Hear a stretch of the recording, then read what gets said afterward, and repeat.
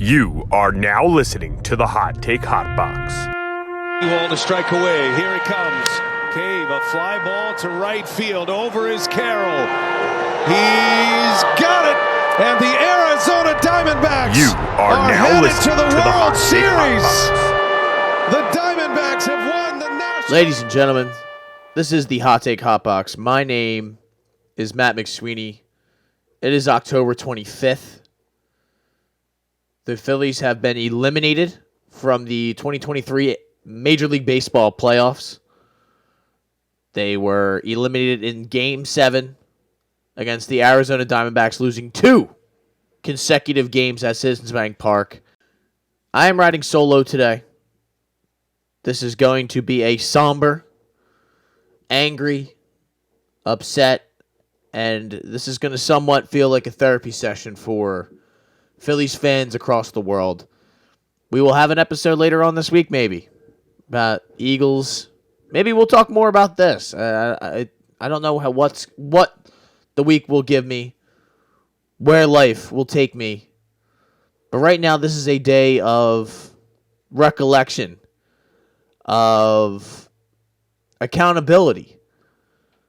This is a day where we put to bed the 2023 Philadelphia Phillies. We lay them to rest. And we remember what they did to us. The way they broke our hearts. The way they made me feel. The way they made plenty of people around the world and around the Delaware Valley feel. It is a heartbreaking loss to the level that I haven't felt in quite some time. I know plenty of comparisons have rolled around here, on Twitter to, losses of the Eagles ilk and of the 2011 Phillies and the loss to the Atlanta Hawks that the Sixers experienced not all that long ago. But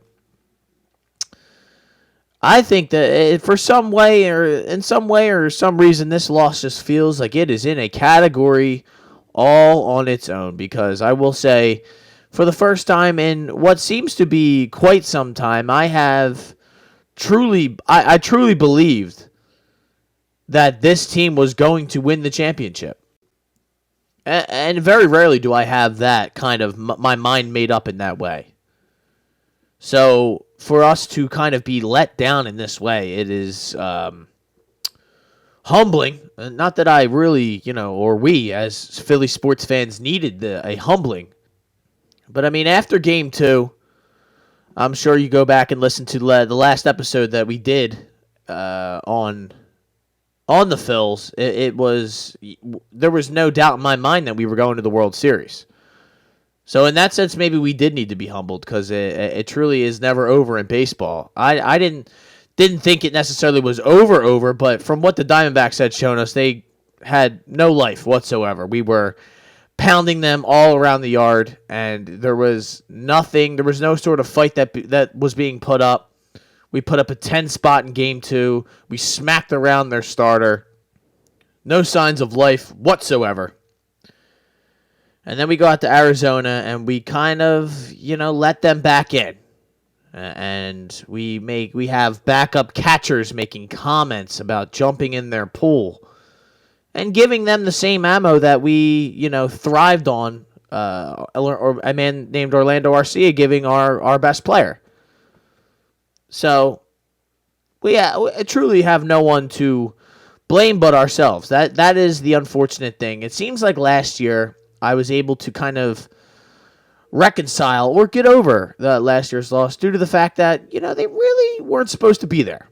It was a miracle, magical run. It felt storybook. They had ran all the way up there. They beat the Cardinals, and they had come from behind in that first game against the Cardinals. They come out against the Braves, and they have a out-of-body experience against them. And just the Citizens Bank Park is magical once again. And then the Padres happen, and we take care of business all 3 games here in emphatic, historic fashion, where Bryce Harper comes up and saves the day in the 8th inning of Game 5, and we're down 4-0 to start Game 4, and there's just thing after thing after thing that we were able to overcome to make our way there. And then you get to the World Series and you get beat by a historically great team. Cheating or not cheating, they are filled with players who had been there, done that, and you came up short.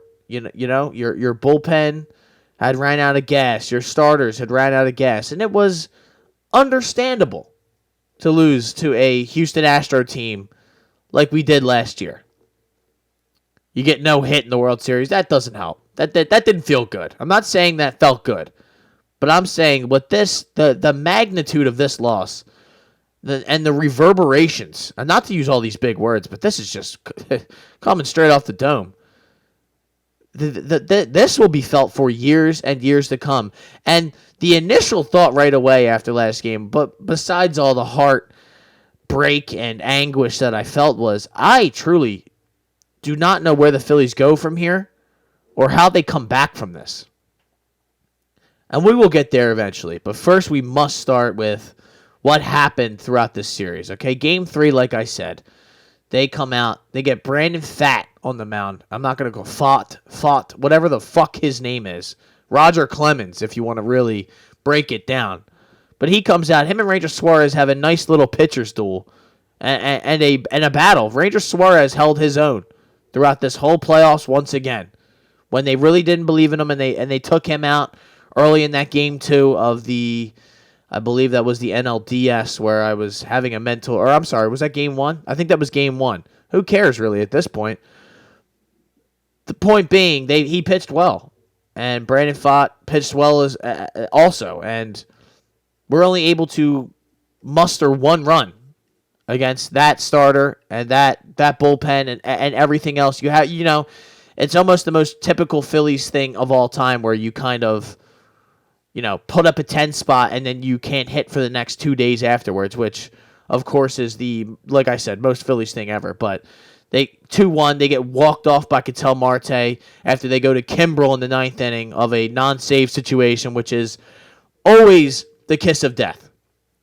Now, I'm pretty sure you could find a soundbite of me saying that long before this, during the regular season, and anyone who would talk to me, it's... You already couldn't trust Kimbrel towards the end. He was already faltering. But especially when the game is not on the line, and not in a non-save situation, he was absolutely a home run or a blow-up waiting to happen. So for them to go to him there was, all right, you kind of had run out of arms at that point, and you really didn't have much of a choice, and he fell apart. He fell apart there, and he got screwed by, a check swing here and there and whatnot. But what's ultimately going to really be the thing you all remember out there, aside from what we're going to get to, which is Game 6 and 7, the ineptitude and the absolute disappearance of the Phillies' high dollar, highly paid lineup. The way they just absolutely pulled a Houdini in Game 6 and 7 and had no answer for Merrill Kelly and Brandon Pfaadt again, and any of the Diamondbacks' bullpen arms, is the way they blew Game 4. It's going to go down in the record book, in the history books. You will tell everybody you know about this. This is going to be a thing. And I think Broad said this. Shout out to Broads, but he is right. Like, when you have children, you will tell them about Game 4. The way the Phillies just completely collapsed and they were on the cusp of a 3-1 lead in the NLCS to go to the World Series and possibly end up playing a Texas Rangers team that is very beatable. You go up 5-2 in this game. Okay, it is the bottom of the 7th inning. And honestly, before I even get there, we got to talk about the fact that Christopher Sanchez didn't know how many outs there were in the game early on and cost them a double play. Alec Boehm couldn't throw the ball to first base. It's just mistake after mistake after mistake that allowed a team that was dead in the water to resurrect themselves and come back. And that is why you are in the position. That is why everyone is packing their fucking bags in there right now. Why everyone in the Phillies clubhouse is making tea times right now.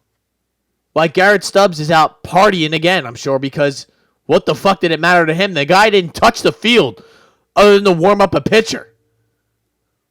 And I don't want to get too angry. I don't want to get too angry, especially at Garrett Stubbs, because he's so irrelevant that it doesn't really matter. He's just a guy that was hanging out there, and he was fun during the good times, but he just ultimately put a target on his fucking back by making a comment for no reason. It was so disrespectful, and all of us around the city would feel the exact same way if someone said that about us when they were coming into our house. But all that aside, it's like the two things I just named already. You have a Ryan Kerkering come in who is not fit for this position at all.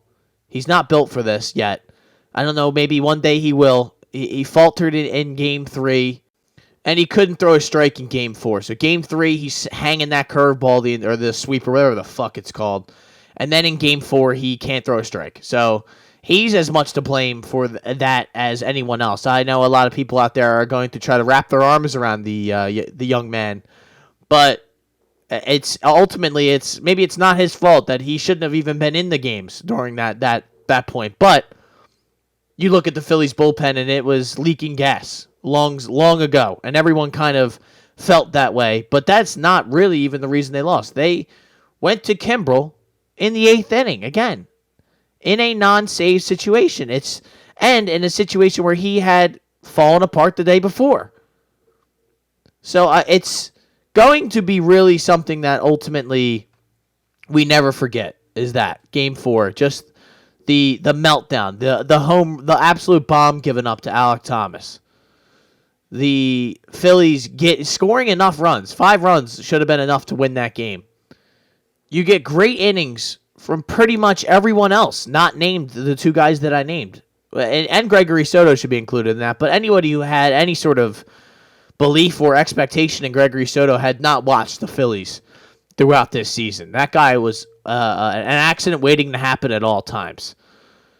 So it's really the blame can go in about 75 different areas, but Game 4 is on Topper and it's on Kimbrel. And Thompson ultimately just was loyal to a fault. And the lineup wound up not even being the big deal, the big thing, or the big, problem with what happened with the Phillies. It was more of just his use of the bullpen and how he trusted guys in certain spots when he really shouldn't have. So that is what brought us. So then they win Game 5. Who really cares? Wheeler was on the mound, dominant, of course. Phils get all their home runs. JT, Schwarber, Harper, they all hit home runs. That's yada yada. That's great. They're up 3-2. Nobody truly believes they are going to come back here and lose both games, and it's exactly what they did. And they laid some of the most historic eggs that you could imagine here in Philadelphia. Diamondbacks score 5 and 4 runs. 9 total runs in 2 games. We scored 3. Our offense had absolutely no life in these 2 games, and there's plenty of stats that will back up how, the top of this lineup, the big, not even, maybe the top, you go through the big dogs throughout this lineup that have carried you this far this year, and the way they just let you down, fell apart, and had nothing to show for it at the end of the year is the reason why, again, people are making tea times and their off-season vacations have begun. I'm not going to sit here and go through everything that happened in these last 2 games. You all know what happened. All right, I just specifically picked out Game 4 because it's really one of those games when you're going to look back on this years from now, that is the game you're going to think about, because you can kind of melt this Game 6 and 7 together, because it was essentially the same lifeless performance from your top players, your top paid players. The Phillies came home with a 3-2 lead. They managed only 3 runs throughout that. This is a tweet from John Clark. 2 for 17 with runners in scoring position throughout those 2 games. Nick Castellanos, Trey Turner, and Bryce Harper were 0 for 23 in these last 2 home games of the season. Make or break games. Your biggest players who had kind of carried you through that Braves series just went radio silent.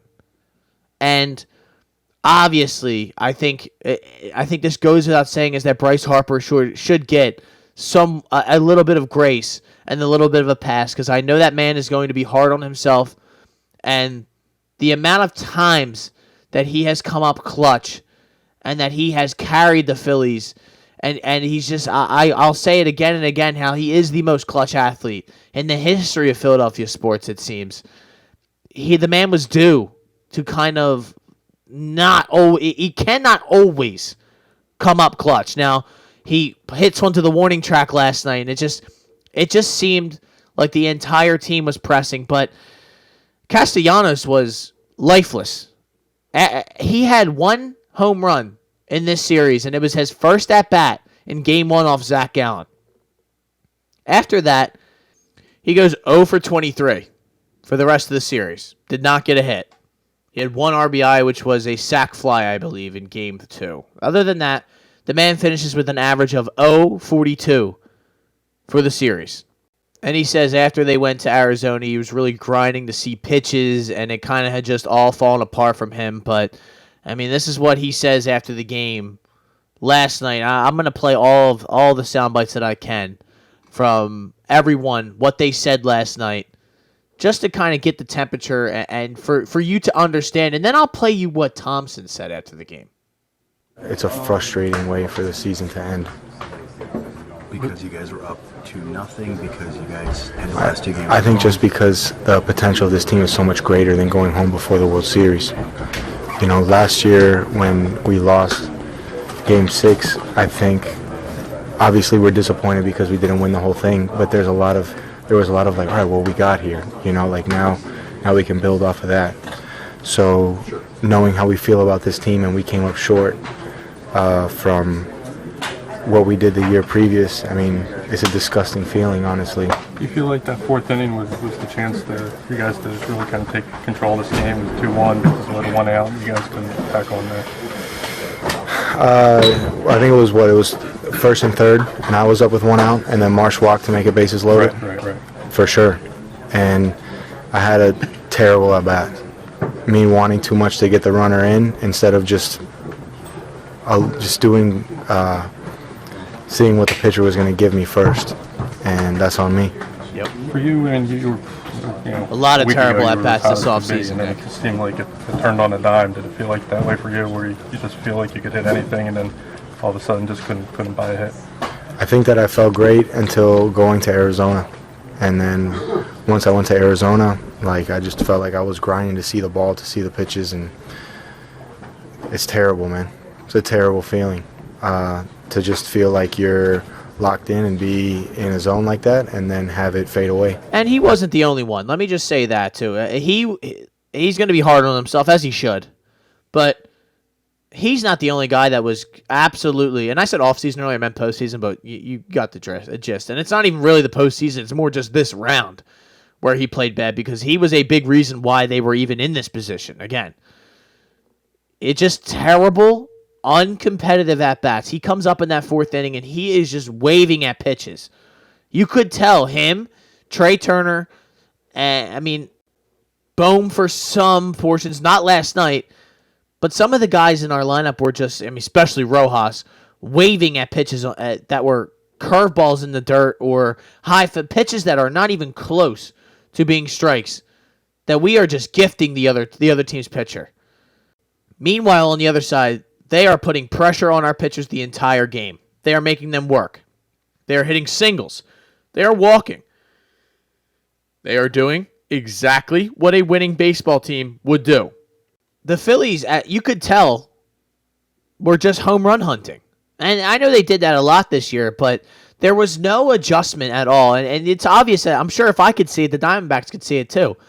So everybody that came up last night wanted to be the hero. in every situation that they came up in. And it was swing, swing, swing. It was like they were playing the show. They thought everything was just going to be a heater down the middle, and they were hacking in every pitch that kind of looked somewhat good. And none of them were really even that good. Trey Turner's another guy who, especially last night in that 7th inning, he comes up and waves at 2 curveballs that were not even fucking close. And you knew right away. He kept falling to one fucking knee all year, and it's just the guy we were told, or the guy I used to see playing for the Dodgers or playing for the Nationals, was a guy who hit doubles and singles and triples and, would sneak a home run here and there. I didn't know that we were signing another fucking slugger to just kind of try and hunt Harry the K's the entire game. Now we'll hear from Schwarber, who I don't want to give too much anger to, because that guy came out, he hit a double. He didn't get a ton of hits, but he was also getting pitched around the entire, second half of the series because he had an absolute automatic out in Trey Turner behind him, who everybody knew was just going to swing at everything they threw. So what's the point? Why would I throw you a strike? I think the special thing is that, we're such a tight-knit group, and, we play for each other, we play for the city, and that's the thing that, I think that's why, everyone's obviously sick, where, you invest so much into what you do on a daily basis, and, there's no, you just put so much work into it. You spend more time here than you do with your family during the season, and because you're trying to win a championship. And, that's why it hurts. But, yeah, this group is special. And, there's going to be a lot of pieces back, obviously. New season, I'm sure I don't care. There'll be some different things going on. But hopefully we have a lot of the same group back and we can do this thing again. Why would we want the same group back again? I mean, a lot of them are going to be back, but I think you all out there, if you're going to sit here and try and tell me that next year is going to be different, it's the definition of fucking insanity. Once again, this team has come up short, and it's not. I told you, I'm okay. I like Castellanos said, similarly. I'm okay. I can understand 2022 coming up short there. That it's not. I'm not okay with it, but you understand it. That was a better team. You lost to the better team. You did not lose to the better team last night. You did not lose to the better team this season. And that is the thing that is going to it's like a knife in your heart that keeps getting twisted over and over again, is because this was probably one of the best chances that the Phillies, it probably will wind up being the best chance that the Phillies have to win the World Series throughout this run. And nothing is a guarantee. Nothing is automatic. You can't count on the Phillies being here next year. It's not like that. It's not easy to make the playoffs. It's not easy to win rounds in these playoffs. So the fact that you were able to get here, you were able to have a 2-0 lead, you're able to have the 3-2 lead with 2 games at home, and you blow it, is something that you're never going to forget. And you shouldn't. And I don't know how bringing these guys back, I guess you hope they play better next year in the NLCS? You hope that Castellanos doesn't just forget how to swing the bat? You hope that Trey Turner, kind of gets back to what you need him to be? I don't know. I don't really buy that. I don't really think that it's gonna be the case. How much? We'll get into what could be different about next year, but I think you got to hear from. Before we hear from Topper, we're gonna have to hear from Bryce Harper, and like. In typical Bryce Harper fashion, he puts a lot of it on himself. That's the kind of guy he is. He's not going to sit here and tell you that we shouldn't be ashamed or that we made it this far and we should, be happy and we put a lot of work in, and nobody wants to hear that, and he fucking knows that. That's why we identify with this man so well. He takes it on the chin. He recognizes that we came up short. And that he puts a lot of the blame on himself, and we'll hear from him. Yeah, he threw me the pitch I wanted. I went 2-1, and he threw me a heater, and I just, man, just not being able to come through in that moment, just devastation, for me personally. Just, I feel like I let my team down and, letting the city of Philadelphia down as well. That's a moment I feel like I need to come through and, yeah. How many times has that man come through? How many times has he, with the game on the line or in a clutch situation, done exactly what we needed him to do? And not only just done what we needed him to do, hit a fucking home run, which is not an easy thing to do. I mean, baseball players, not easy to hit a home run in general, especially in the most clutch moments that you could possibly imagine. So for that, I do feel for him.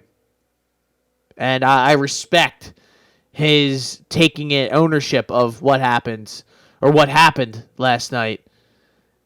But it's not all on him. He is not the reason that, we lost. And not one person, it really is the reason we lost. It was a system failure. It was a team failure. They failed together. And now we will hear from the ringleader. The ringleader of the failure squad. And that would be your manager, Rob Thompson, who has caused me to love him, and then hate him again. He had such a, it is what it is mentality last night in the press conference that it was infuriating. And I didn't watch a lot. I had to turn it off. So I watched the beginning and then couldn't deal with it. So then I just wound up listening to some of these clips that I'm going to play to you. And some of these I'm hearing for the first time. So you will get my honest, raw reaction of it. But this was Rob Thompson last night in his post-game press conference. I think they pitched very well. And first of all, congratulations to Torrey and his staff and the Diamondbacks. That's a good club, and they really played well. And you come into this building and beat us twice in this type of atmosphere, you're doing some things right. So, but they pitched well. They really did. Fought.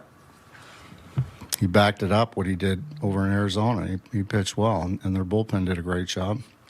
We had some opportunities, 1 for 10 with runners in scoring position, but that's baseball. That stuff comes and goes. That's baseball. But I'm proud of our guys. They 1 for 10, and they never gave up. They fought like hell right till the end, and I'm proud of them. We're all disappointed, but they played hard, and that's all you can ask, really. Yeah, they played hard. So what? Really, it doesn't matter. All these teams play hard. You should play hard. It doesn't matter. You lost. You came up short. That's baseball.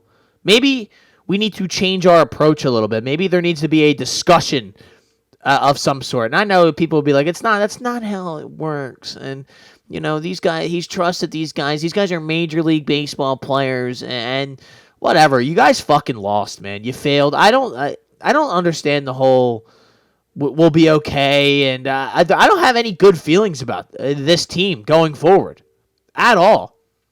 You people that think that this is just going to happen every year are out of your fucking minds. I don't get it at all. But now you're going to listen to the one that made me actually want to pull my fucking hair out of my head, and that is this soundbite right here. I'm pulling it up as we speak. This was something else. Yeah, it's very disappointing. It really is. And I told the club, if you asked me 2 days ago, 2 weeks ago, 2 months ago, if we'd be going home tonight, I would have said no. So that's how much belief I have in this club. No so shit. It's very disappointing. But our clubhouse, those guys, they have nothing to be ashamed of because they played their asses off all year for us. That's where he's wrong. That the team has nothing to be ashamed of for the way they played in Game 6 and 7. Again, you don't get this credit for playing hard in the playoffs. Everybody is playing hard. It is the fucking playoffs. You should be ashamed of coming up short in the biggest moments of the season. You should be ashamed of the at-bats that some of you put on at the end of that game. You should be ashamed that you lost 2 at home. You should just be ashamed that you came up short. So I don't like that use of the words, and I get he's just going to have his guys back. That's always what he does.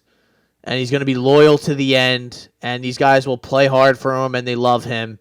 But at some point, like I said, how many times are we going to do this? Year after year after year, and we are going to what? Just fall short every single year? Because I think we're turning in the wrong direction. We lost in the World Series last year, and we lost in the NLCS this year. I just don't, where I don't understand or get is that what's going to change next year?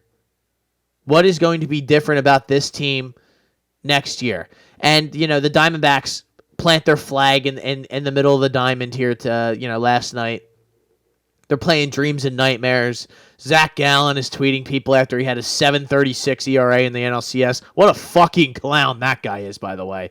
But for the most part, we deserve a lot of the shit that was talked towards us because we got cocky and we thought that that we were going to just roll over the Diamondbacks. So I would be doing the same thing if I were them, and I would feel the exact same way if I was a Diamondbacks fan. We deserve this. We do. And maybe not us as a city because we have had this team's back from beginning to end. But it's just this is going to be one of the hardest pills to swallow of all time. And again, I think the biggest thing is it's why I understand the Hawks Sixers comparison is that they had this is one of the best chances they're going to have at winning a championship or moving on to that next round. In the Sixers sense, it's like this was the perfect opponent for you, and you fell short. You let the Diamondbacks go to the World Series, 84 wins or however many fucking wins they had. You let them move on, and that's why you are in the situation that you're in. It's it truly is it is a tough pill to swallow. So. You want to go through and kind of talk about, I'm sure I'm forgetting some things here that I wanted to talk about, but it's, I really, it's just a tough day. It was a tough night last night. Barely could sleep, woke up, went about my day. Now I'm here and I'm still upset. And I just, it's rough. It's rough because it's like the best party that you experience all year long, the happiness of just going and watching a game, even if it's out with your buddies or sitting at home, it's something you look forward to throughout the day and throughout the week. It feels, we got big game tonight, big game tomorrow, whatever it is, you always have something that you're looking forward to. And now that's over. You move on. You go to the Eagles. You go to, whatever it is that you cope with next. But I'm not ready to, I saw people tweeting out "Go Birds" last night. It's like it's not going to make me feel better. It's not. I don't just move on like that to another team. I love the Phillies. I'm a Phillies fan. I'm also a fan of those other teams. So I don't just hop to the next thing to kind of ease the pain. I'm going to feel this pain for quite some time, whether I'm sitting there watching the Eagles or not. But you go through what's going to be different next year, and I'll have more on this later on in the week. That's kind of what my plan is, to have another episode either tomorrow or Friday to kind of talk about the Eagles, talk about the Phillies, and just kind of discuss what's next for especially the Phillies, because you kind of have a core lockdown of Bryce Harper will be here, Kyle Schwarber will be here. More than likely, Nick Castellanos will be here.